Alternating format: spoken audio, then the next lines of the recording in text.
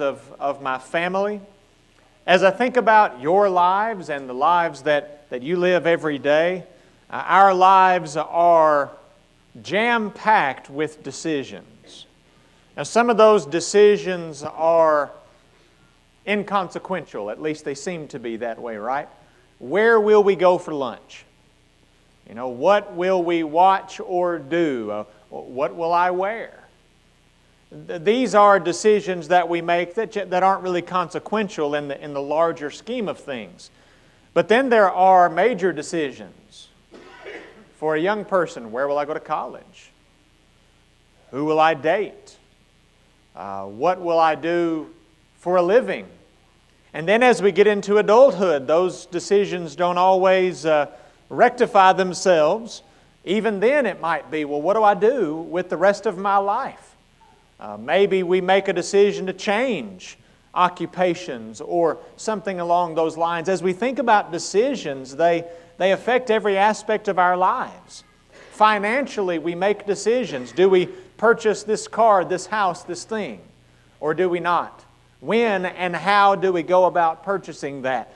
What about my job? Do I change jobs? Do I quit jobs? Do I retire? When do I do these things? These are major decisions at some point in our lives with which we all have to wrestle. What about relational decisions, especially for young people? Who do I date? When do I date? What's going on with our relationship? How do we move forward? Do we, don't we? All of these things that can be issues in our lives. For those of us who are married, decisions about how to deal with roadblocks and stumbling blocks and issues that affect your lives and affect the lives of your family as you move forward. These decisions that loom relationally. And then, of course, there are spiritual decisions. There's sin in my life. What do I do about it? There is this issue that's plaguing me spiritually. How do I handle that? The trials and the struggles of life are affecting me spiritually. What do I do about it? How do I grow? How do I continue to grow? How do I arm myself for the challenges that life may hand me? All of these are decisions that affect us in real life every single day. How do we make sound decisions in these and maybe in other areas that you may consider in your life? Well, what we're going to do this morning is very simple. We're going to examine that phrase, making sound decisions. And we're going to talk about making decisions. We're going to talk about making sound decisions. And then we're going to finish with that word, decisions. Making sound decisions. What about the making of the decisions? There is a fundamental truth that we need to acknowledge. Inaction is the enemy of sound decision making. When it comes to just about all of these decisions, what you can't do is say, I just won't make a decision. And that is not an option in most of the situations we find ourselves in. You can't just continue to postpone making a decision. And if we think about this in the spiritual context, it is certainly dangerous, but it's dangerous in a relational context. It's dangerous in a financial context. It's dangerous in an occupational context too. There's no situation we might find ourselves in which we need to make a decision where inaction, indecision, is the right decision. And so we think about inaction and indecision as an enemy of sound decision making. In 1 Kings chapter 18, that contest between the prophets of Baal and the prophets of God. And there is Elijah standing in the midst of those Israelites. And here's the condemnation. How long halt ye between two opinions? That's the King James translation. Literally, how long, the ESV says, will you go limping between these two opinions? And it has to do with hesitation. And what a picture. You're just kind of limping along, not knowing which one to choose. And so you get stuck in the middle of two decisions. Have you ever been stuck in the middle of two decisions? Well, the problem here is a problem, number one, we see here in 1 Kings chapter 18, it's a problem of commitment. You see, any sound decision needs to be made. And if we are truly committed to the outcome, then the decision can become easier, right? It's if we're not committed to the outcome. The problem here was a lack of commitment. They weren't really committed to God, and so they didn't really know what decision to make. And so Elijah calls them out, not necessarily on their lack of decision making, but on their lack of commitment. They weren't really committed to God. And so the decision just floated out there somewhere. But making decisions, number one, is about commitment. What are you committed to?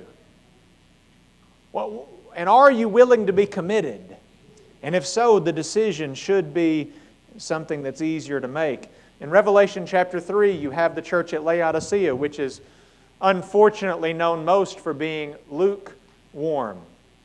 And Jesus said, "You're neither cold nor hot. I would that you were cold or hot. But because you are lukewarm and neither cold nor hot," Jesus said, "I'll spew you from my mouth." One commentator described that situation as these individuals being caught between one extreme of being faithful to God and the other extreme of rejecting God, but instead they were somewhere kind of in that middle neutral area. In the first instance, we see about commitment. The second, we see about earnestness. What do you really feel? What are you truly convicted about? Have you ever noticed that when you're truly convicted about something, the decision becomes easier? And if we're stuck between two opinions, if we're stuck in the process of making a decision and indecision is the problem, it's probably about commitment and it's probably about earnestness. I talk to young people all the time about what they want to do with the rest of their lives. And most often they say, "Well, I want to make money." Well, making money is overrated. That's not important. I don't say that. Had this discussion with my oldest son. He took his first literature class in college, and he loved it. And he said these words to me, and he might get upset with me for saying this to you, but I will anyway. He said, "Dad, if I thought I could make money in literature, I'd be a literature major." He said, "I really like it." Now, I take personal offense to that because I am an English major, and somehow I've managed to support him and his family in that and other various ways. But the fundamental question, what if you could do something that you were committed to and that you were convicted about, and you could be successful at it? You see, that's the recipe, isn't it? That's the recipe occupationally. But let me submit to you this morning that if you're wavering and limping between two opinions spiritually, the problem is probably commitment and earnestness. If you're wavering and wobbling financially, the problem's probably commitment and earnestness. And whatever decision that you're trying to make, if you're stuck in indecision, it's likely about commitment and earnestness. And you need to find out what you're committed to, and you need to find out what you're convicted about. And that conviction and that commitment can fuel and should fuel every decision that you and I make in our lives. Commitment and conviction. Those are the two qualities that can help us through the problems with indecision. Now let me say this. Before we continue, a good example of that is Acts chapter 2, right? Those individuals who were told to repent and be baptized in the name of Jesus Christ for the remission of their sins, verse 38. Those individuals who did so, some 3,000, and were added to the church, what was the impetus? They were pricked in their heart. There was a conviction that took place. And that conviction prompted them to move forward with the decisions that they needed to make. You see, once that conviction was identified, everything else was easy. It's the conviction that's necessary. Now, some decisions can be postponed. In fact, it might be good to postpone some decisions. In fact, Paul gave inspired advice in 1 Corinthians 7 under the present distress. Hey, right now, if you're not married, put it off. Don't get married. Because under the present distress, persecution, if you get into a marriage situation where you're married to a non-Christian or someone who's not faithful to God, it could negatively affect your relationship to God. That's the argument in 1 Corinthians chapter 7. So sometimes postponement's okay. Sometimes financially you say, hey, we don't need to buy the car right now. Or let's sleep on it, let's wait on it. Have you ever gotten car fever? My dad, let's see, the Explorer came out sometime in the early 90s. Explorer came out. And I think in the first 3 model years of the Explorer, my dad had 4 Explorers. The first one he bought off of the showroom floor at one of these national car shows. Like he was at the car show, he fell in love with it, and he purchased it right then and there. My dad was unfortunately, for all of his wonderful traits, he was susceptible to car fever. And he would get it, and it would take hold. And so sometimes the thing to do is say, you know what, I'm going to go home and I'm going to sleep on it. I'm not going to make this decision right here and right now, right? And that's true, that's good practice in many aspects of life. But just because some decisions can and should be postponed, that doesn't mean that's the case with everything. And that doesn't mean that postponement indefinitely is the order of the day in terms of decision. And it certainly doesn't mean that we should avoid making decisions at all costs and just hope somehow, some way that the decision goes away. Because that's not generally how it happens. In Acts chapter 16, there's the Philippian jailer, right? And once he is convicted by the words of Paul, it is said that he was baptized, he and all his house, and the key word of that text is, King James, straightway, immediately. There was no waiting. There was no hesitation. There was no indecision. Making sound decisions. First word, making. Second word is sound.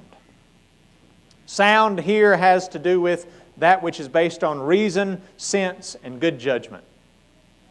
If you make a sound decision, it's a decision that you've made because you've gathered the evidence, you've discovered what the best course of action is, you've thought about it, you've prayed about it, all these things we're going to talk about in a minute, and when you put it all together, you come up with a decision that makes sense. You see, that is our obligation as individuals, is to make sound decisions. It's not just about making decisions. Now, there are situations in life where just making a decision is okay. There is no more frustrating decision to be made day to day in my household than where we're going to go out to eat. I've heard of one family, maybe it's a family here or maybe it's somewhere else, they have a bowl and they draw from the bowl to see where they're going to eat. That sounds like a wonderful idea. Because in my household, it's where do we want to eat? I don't know. And so I have to make the decision. But the inevitable problem is my first option is shot down. They don't know where they want to eat. All they know is where they don't want to eat. And it's all of the places that I choose. And so we run into this constant back and forth about indecision. And so sometimes you just have to make a decision. And whether people like it or not, you just make the decision because some decision has to be made. For the decisions we're talking about this morning, though, it's more important than where we eat. What we wear, what we watch on television, and you fill in the blank with inconsequential decision after inconsequential decision. If you're talking about a decision with some stakes, sound decision making is the order of the day. What kinds of decisions are sound? Let's give some rules for identifying sound decisions. Number one, is it really a decision at all? For the child of God, some decisions should be pre-made for us. We should not have to make some decisions. I've shared with you before the great advice that I got from an elder in the church whose family was faithful 3 to 4 generations. What is the secret, I said, to faithfulness within your family? And the first thing he told us was, attending services was never an option. We didn't have to get up in the morning and say, are we? We just knew we were. If there was an event, we were there. If the doors were open, we were there. And it was decided already in the family. It wasn't up for debate. It wasn't up for question. It was actually not a decision at all. Because that decision was already made. And you see, that should be the case with so many of the spiritual decisions in our lives. These decisions don't have to be hashed out because God's already decided it. All we have to do is fall in line, and everything is already decided. In Daniel chapter 1 and verse 8, it said Daniel purposed in his heart that he would not defile himself. Daniel made a decision ahead of time what he would do and what he would not do in a certain situation. And then all he had to do was put that into practice in various circumstances because the decision was already made. See, that's the way the Christian life ought to be. A vast majority of the decisions in our lives are already made because God's already made them for us. All we have to do is fall in line. So is it really a decision at all? Are you going back and forth on a decision that isn't even really a decision? Because God's already made it. Because the alternative isn't right. That was put into practice in Daniel chapter 3 and verses 16 and following with Daniel's three friends, Shadrach, Meshach, and Abednego. Those three friends were faced with a decision.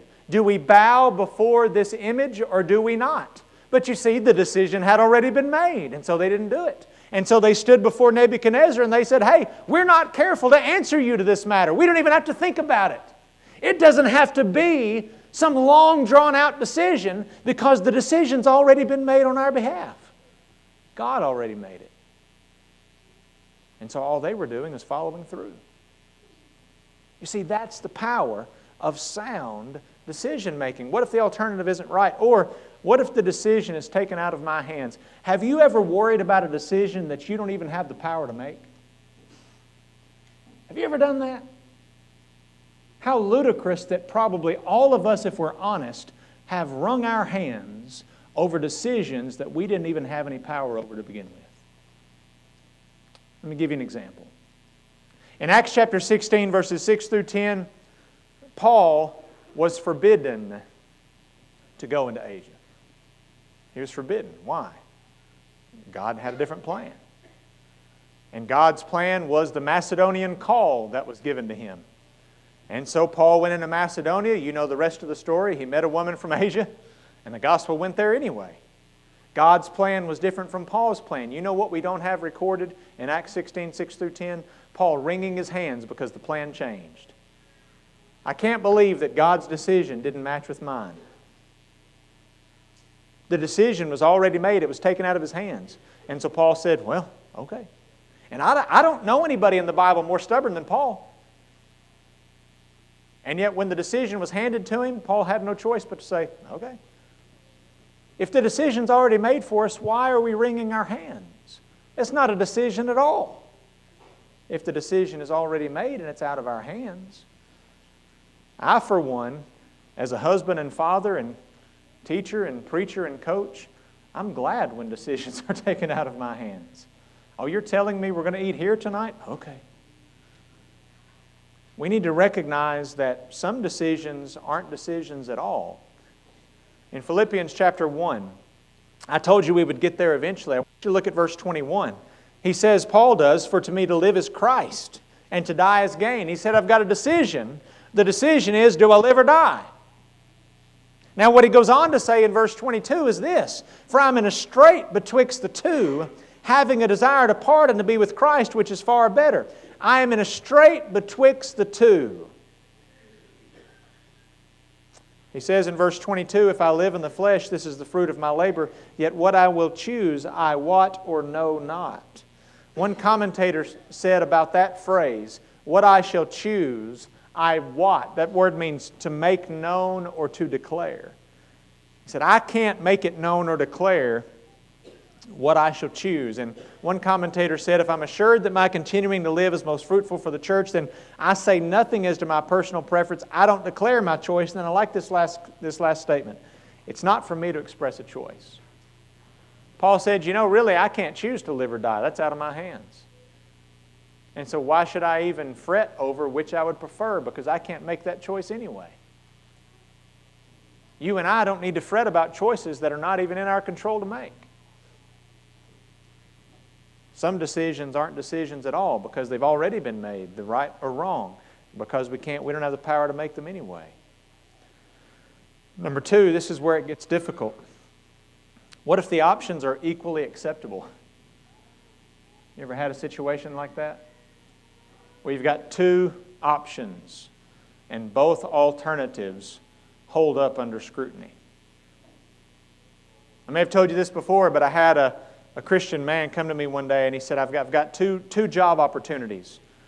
And he said, I don't know what to do. And so I gave him that age-old advice. Make a list. Right? You put two sections on a piece of paper, you write the pros and cons of each one, and at the end of the list, whichever one is the best, that's the one you choose. And it was a dead heat. He said, I've already done that. And he showed me the list, and the list was like exact to the T. And I said, well, I don't know. I don't know what you do then. Have you ever been stuck between two decisions and they're both the same in terms of their consequences, in terms of the rightness or wrongness of them, in terms of the opportunities and the challenges that they present, and you just really don't know what to do? You see, in Philippians chapter 1, that's really what Paul is trying to express, isn't it? Man, I'd love to go to heaven.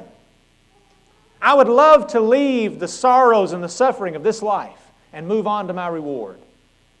But to be here is more needful with you, for you. And so I ask myself, what's the deal breaker? What is the tiebreaker in decision making? You know what it was for Paul? What's better for others? I'm afraid that so often my decision making is based almost solely on what I want. How about you? What happens when we take a step back and we say, what does everybody else benefit most from? If that's the deal breaker, if that's the tiebreaker in my decision-making process, then I think that says a lot about my willingness to serve others.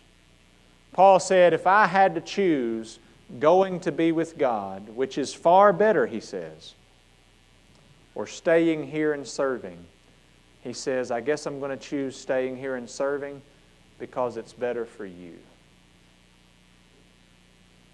My decisions ultimately need to be motivated by service. And that's what we see in Philippians chapter 1 as the tiebreaker. Making sound decisions. What do I do when the rubber meets the road and it's time to make the decision? What do I do? As we conclude this morning, let me tell you some things that I thought of as I was preparing this sermon. And here's what really began the process for this sermon anyway. I had a decision to make. I talked to people that I trusted, people that I knew who had information about the situation. And I talked to one particular individual, and here's what he said. He said, when I get off the phone here, I'm going to pray. And I had prayed a little bit about the situation. I'd prayed some, but it struck me. Just before that, he'd said, well, I don't really know what you need to do. And then when he got off the phone, he said, when I get off here, I'm going to pray. Man, you can't beat it. Have you ever been struggling with a problem and minutes, hours, days into the problem, you step back and you say, you know what, I haven't prayed enough about this. Prayer is one of the most powerful decision-making tools that we have. Number one, when you're examining your options, prayer is a big part of it. Hezekiah did that. He got the letter, the threatening letter from Assyria, and he spread it out before God. And he prayed. God, I don't know what to do. I'm just in the examination process of this. I'm trying to reason this out in my head. I don't know what I'm supposed to do. God, help me to come to the right conclusion. In the examination process, we need to pray. And then as we execute the decision, we need to pray. If you go to the Garden of Gethsemane, you'll hear Jesus 3 straight times Say, if it be possible, let this cup pass from me. Nevertheless, not as I will, but thy will be done. My question is, why would Jesus pray that? Jesus knew what He needed to do. Jesus had already made the decision. The decision was already made for Him.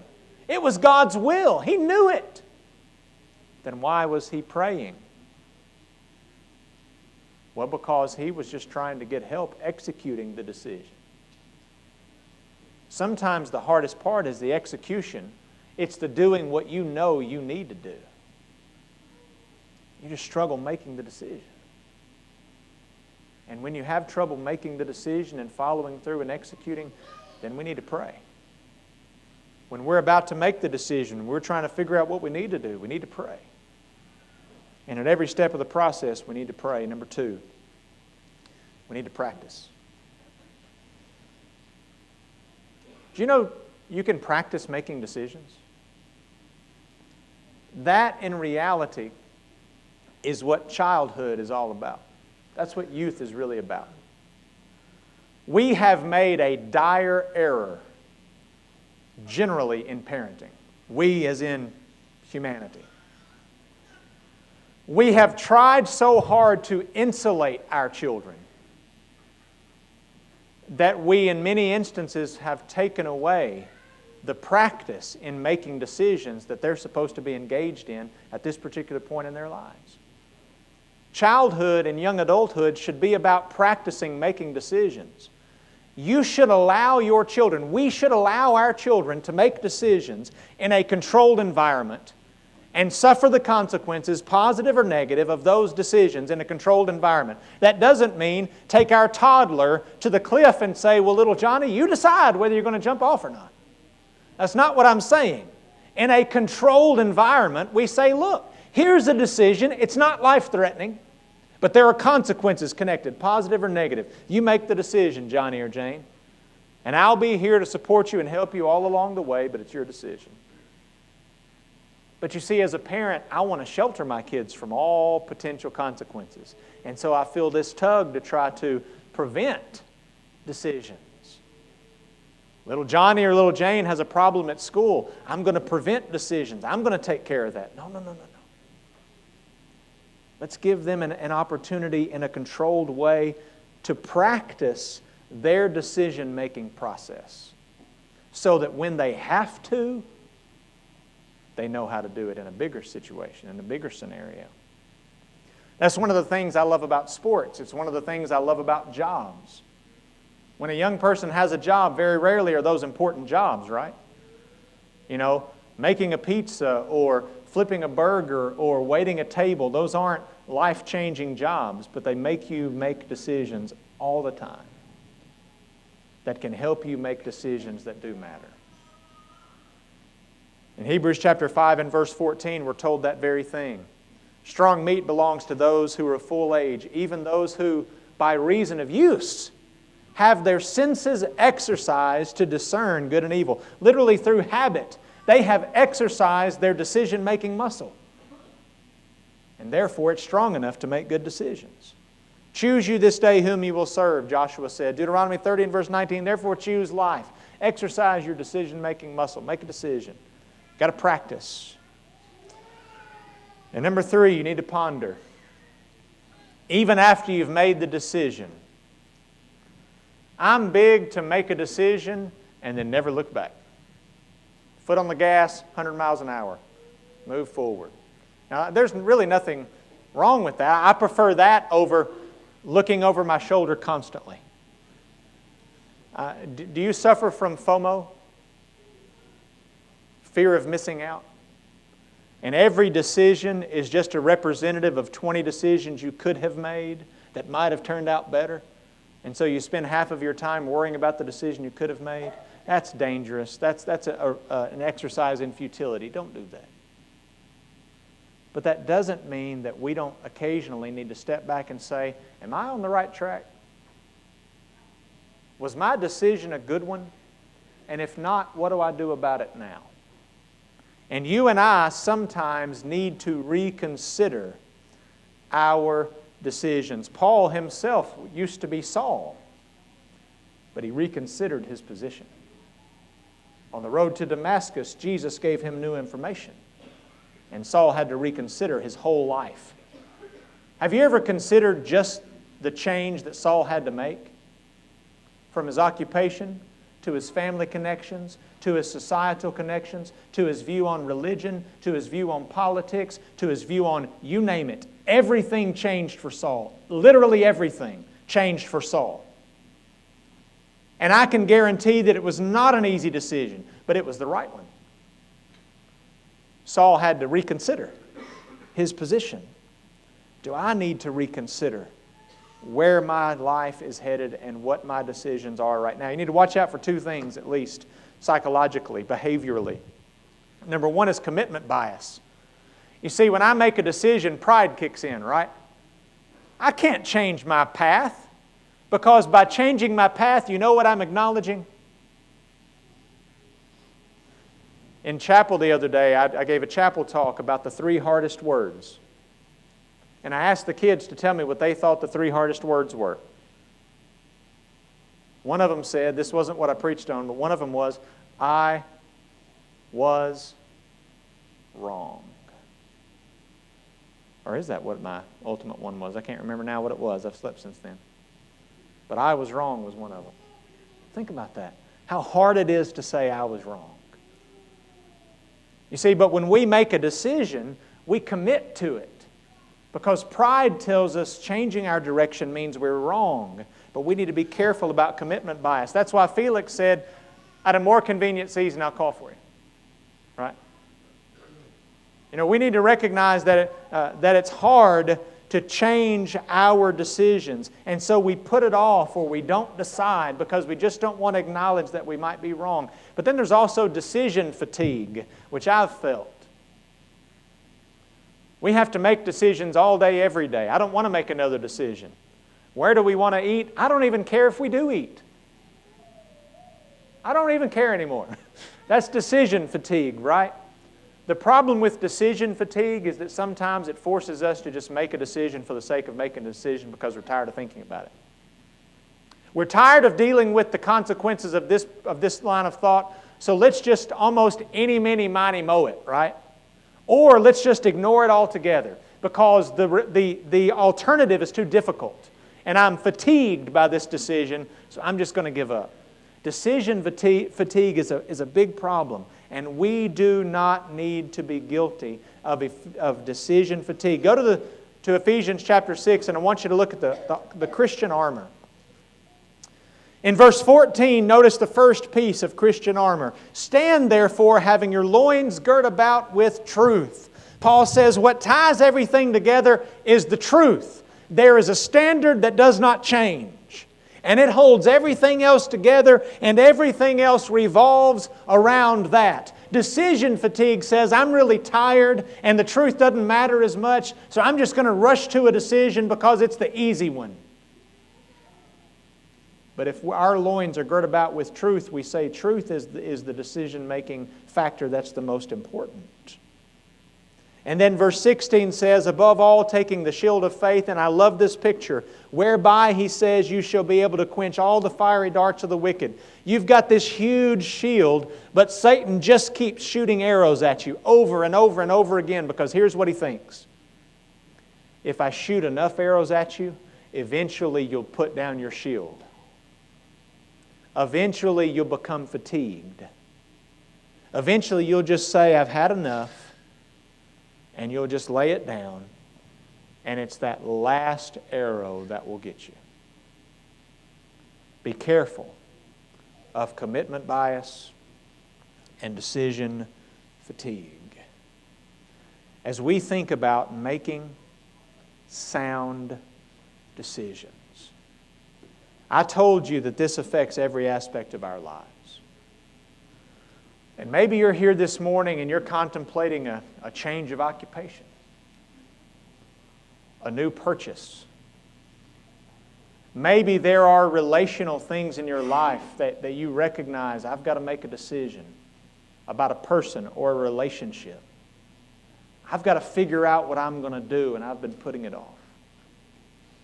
But most importantly this morning, maybe, just maybe, there's a spiritual decision.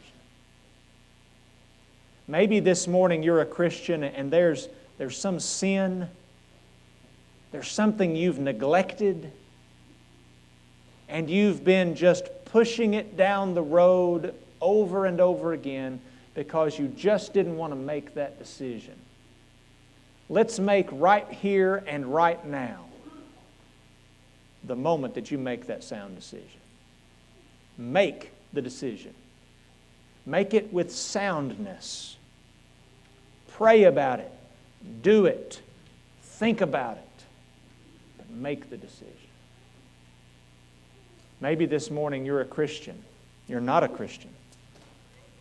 And you have wanted to make that decision. I know people who've attended services for decades, knowing full well what they needed to do. Just for some reason they wouldn't do it. You know the decision you need to make. Will you make it? Will you once and for all make that sound decision? Obey the gospel. Believe that Jesus Christ is the Son of God. Do you? Repent of your sins. That's what the Bible teaches, Luke 13, 3 and 5. Confess your faith, Matthew 10, 32 and 33. Be buried with Him in baptism. Added to the church, Acts 2 and verse 47. Make that decision this morning because it's the right one. Are you making sound decisions? Our life really is a collection of the decisions we make. Are you making sound decisions? If not, make it right today. Obey the gospel to be restored as together we stand and sing.